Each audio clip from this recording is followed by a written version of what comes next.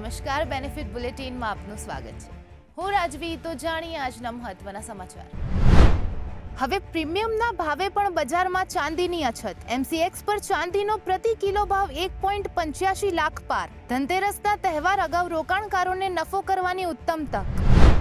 પુષ્ય નક્ષત્ર પહેલા સોનું ચાંદી ઐતિહાસિક સપાટીએ. MCX પર 10 ગ્રામ સોનાનો ભાવ રૂપિયા 1.27 લાખ પાર. ઉત્સવની સિઝન અને વધતી માંગે ભાવ ચડ્યા. શેર બજાર ઇન્ટ્રાડે રેડ ઝોનમાં બંધ.